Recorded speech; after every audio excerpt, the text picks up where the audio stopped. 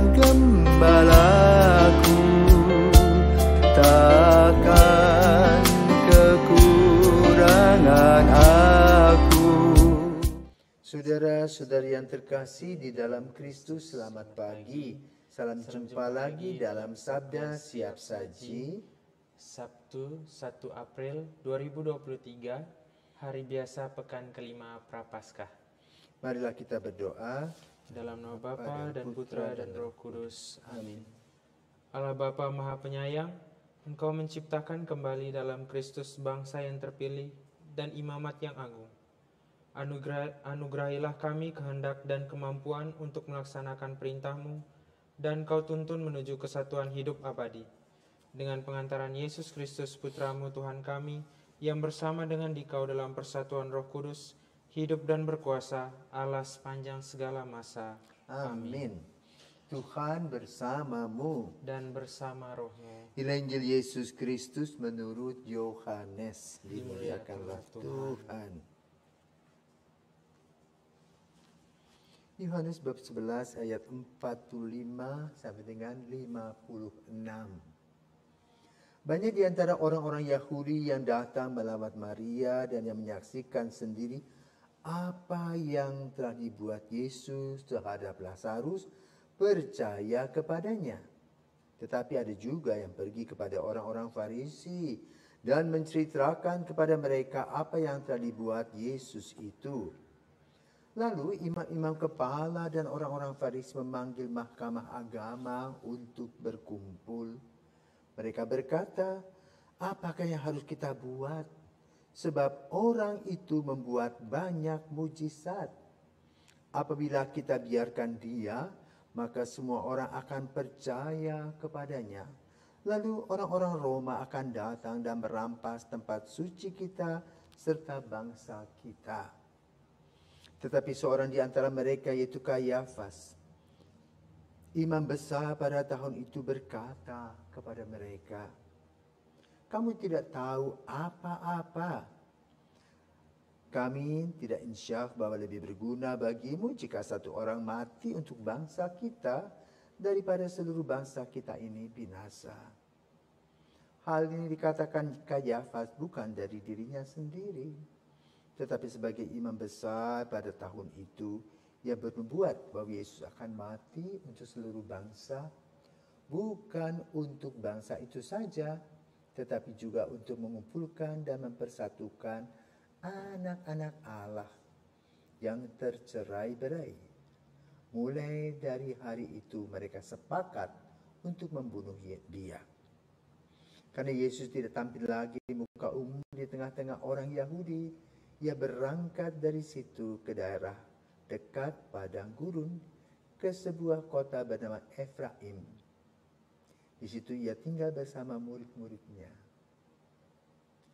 Pada hari raya Paskah orang Yahudi sudah dekat, dan banyak orang dari negeri itu berangkat ke Yerusalem untuk menyucikan diri sebelum Paskah itu. Mereka mencari Yesus dan sambil berdiri dalam bait Allah, mereka berkata seorang kepada yang lain, bagaimana pendapatmu? Akan datang jugakah ia ke pesta? Demikianlah sabda Tuhan.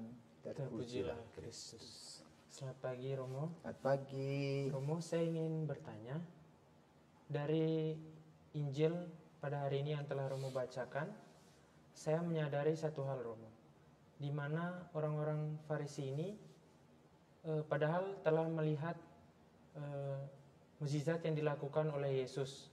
Namun ada segelintir orang yang percaya dan ada segelintir orang yang masih kurang percaya. Nah, di Injil hari ini orang-orang Farisi itu malah memunculkan rasa iri hati dari kepribadian mereka. Lantas mengapa sih Romo kok mereka bisa iri hati? Padahal kan mereka udah lihat dengan nyata gitu Yesus telah melakukan mukjizat yang besar. Ya, terima kasih pertanyaan Joe.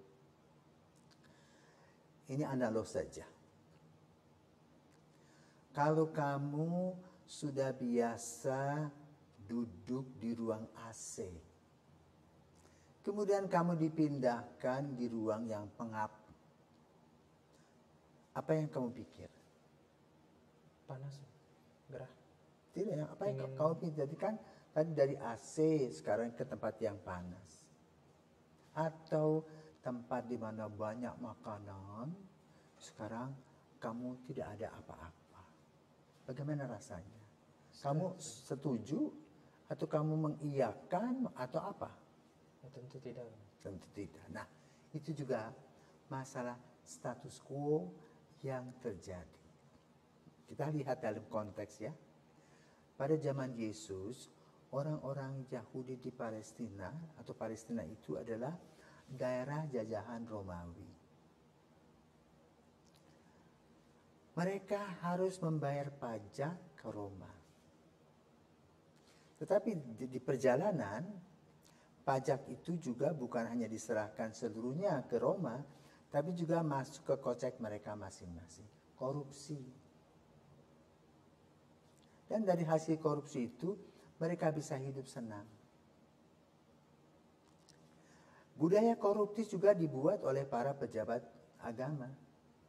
Dengan membuat tata aturan, misalnya jalan hari Sabat tidak boleh daripada 1000 langkah. Kalau lebih didenda. Nah, itu duit juga. Jadi boleh katakan sebelum kehadiran Yesus, para pemimpin agama, para pemungut cukai itu hidupnya enak, mantap. Tetapi lalu kehadiran Yesus itu seperti duri dalam daging. Yesus berkarya positif baik, memberikan pengarahan supaya hidup jujur dan disiplin, supaya percaya dan terbuka kepada Allah. Yesus kemudian membuat mujizat penyembuhan, memberi makan, dan semuanya tanpa bayar. Maka lalu orang lebih cenderung datang kepada Yesus. Maka lahirlah budaya iri hati. Kenapa? Rakyat tidak lagi berada dalam diri mereka. Rakyat meninggalkan, juga termasuk orang yang beruang. Jadi mereka hanya pikir dirinya sendiri.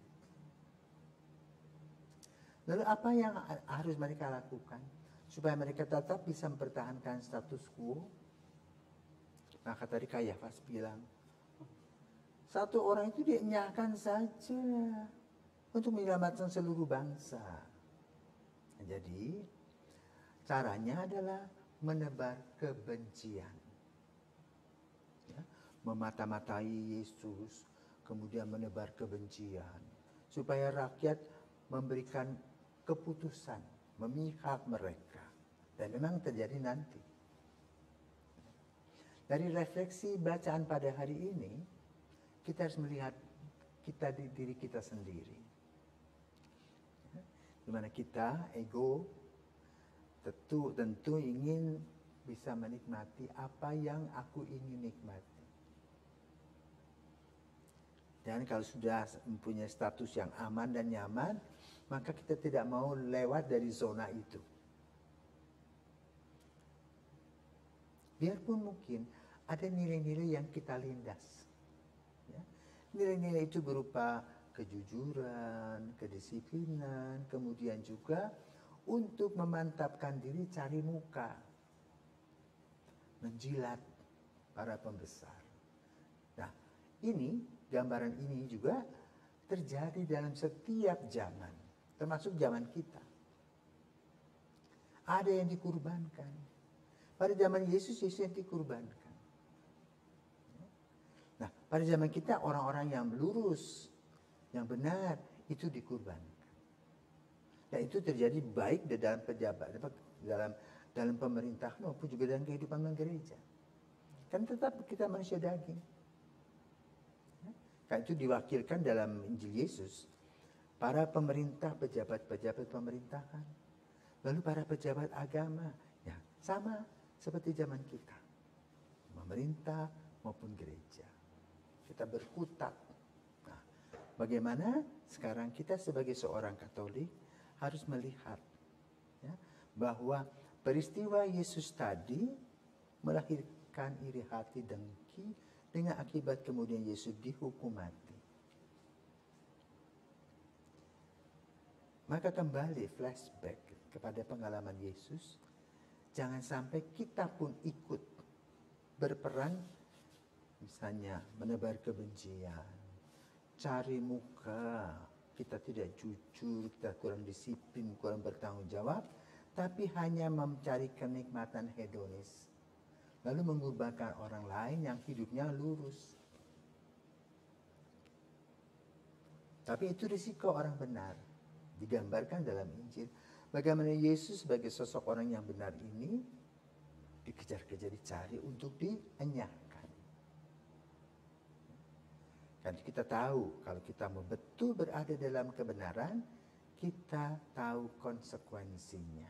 Dimusuhi orang, tidak disukai. Nah, tapi pertanyaannya, apakah hidup kita cukup di sini saja? Atau kita punya nama, akan terus bergaung. Yesus sampai hari ini bergaung suaranya. Kenapa dia katakan, aku udah jalan kebenaran dan hidup, dan itu dia lakukan. Herodes tetap mempunyai gambaran nilai-nilai yang kurang baik. Maka kita harus memilih sekarang, kita mau berada di mana? Apakah kita mau mengikuti Yesus? Para murid menjadi martir. Ya. Mereka harus menderita, sengsara pada saat itu. Tapi kebahagiaan itu menjadi milik mereka. Maka dalam persiapkan Minggu Palma besok, ya, kita diharapkan refleksi diri dan juga ambil waktu untuk sakramen taubat supaya kita dibersihkan. Lalu kita memasuki pekan suci. Selamat memasuki pekan suci dengan hati jernih, pikiran dan mata hati yang tajam melihat kebenaran. Ada sebagai sebuah kekuatan yang diberikan oleh Yesus dalam berkat-berkat-Nya. Selamat pagi, Tuhan memberkati.